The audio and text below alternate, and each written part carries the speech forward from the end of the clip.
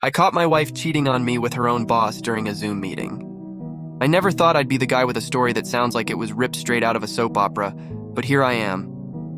My wife, Lisa, and I had been married for 5 years. We had a solid relationship, or so I thought. We worked from home together, which I initially loved. We had our own little routines, shared lunches, and everything seemed perfect. Little did I know, those were just the calm before the storm.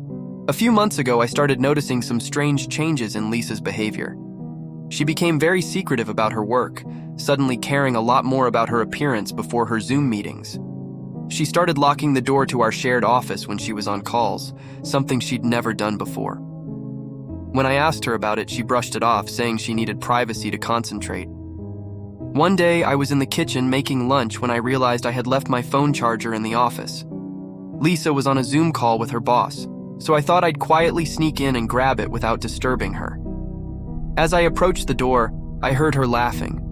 But it wasn't her usual laugh, it was that flirty, giggly laugh she used to have when we first started dating. Curious, I leaned closer to the door, and that's when I heard it. Her boss, Tom, was saying things like, "I can't stop thinking about last night," and "You're driving me crazy." My heart sank. I carefully opened the door just a crack, just enough to see her on the screen. Lisa was smiling, playing with her hair and saying things like, "You always know how to make me feel special." I quietly backed away, my mind racing. Was she really having an affair? I decided to get proof before confronting her. I set up a screen recording app on our shared desktop, waiting for the next time she had a call with Tom. The next day, while Lisa was out running errands, I reviewed the recording. What I found was even worse than I imagined. Their conversation started with the usual work talk, but quickly turned into a full-blown flirtation. Tom mentioned how much he enjoyed their private meetings and suggested they meet up at a hotel that weekend. Lisa agreed, adding that she couldn't wait to see him again. But then the conversation took a bizarre turn. Tom started talking about how he'd been keeping something from her, something that he thought would bring them even closer. He said he had a plan that would solve both of their problems, his struggling marriage and her need for excitement. Lisa seemed intrigued, so Tom elaborated. He suggested that they should embezzle money from their company. He laid out this insane plan to siphon funds over time, using their positions to cover it up, and then disappear together. My blood ran cold. Not only was my wife cheating on me, but she was also getting involved in some crazy criminal scheme with her boss. I couldn't believe what I was hearing. I was dealing with more than just infidelity. I was looking at a potential legal nightmare. I knew I had to act fast. First, I made copies of the recordings and all the evidence I had gathered. Then, I confronted Lisa that evening. At first, she denied everything, claiming that I was paranoid. But when I showed her the recordings, her face went pale. She confessed to the affair, but tried to play down Tom's plan, saying it was just talk, and that they hadn't actually done anything yet. I was furious and terrified. I told her I was done and she needed to leave.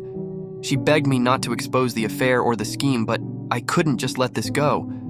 I kicked her out of the house that night and immediately contacted a lawyer. But the story didn't end there. I knew I had to report Tom's plan to the authorities, so I turned everything over to the police. They launched an investigation, and it wasn't long before they discovered that Tom had already started embezzling funds. He had set up fake accounts and funneled money into them, planning to run away with Lisa once they had enough. As the investigation unfolded, more layers of deceit came to light. It turned out that Lisa had known about the scheme from the start and was more involved than she had let on. She had even opened a secret bank account where Tom was planning to transfer the stolen money. The police arrested both of them, and the case made headlines in our city. It was surreal seeing my wife's face on the news, being paraded as a key figure in a white-collar crime ring. The company was in chaos, and Tom's wife, who I ended up contacting, filed for divorce immediately. As for me, I filed for divorce and moved out of the house. I couldn't bear to stay there with all the memories and the betrayal hanging over me. I started over in a new city, far away from the scandal, and tried to rebuild my life. It's been a few years now, and while the pain has dulled, I'm still haunted by how close I came to being dragged into a criminal conspiracy. It's scary how little we sometimes know about the people we think we trust the most.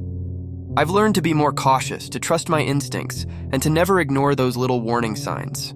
Looking back, it feels like something out of a movie, a twisted tale of love, betrayal, and greed. But it was my life, and it's a chapter I'll never forget.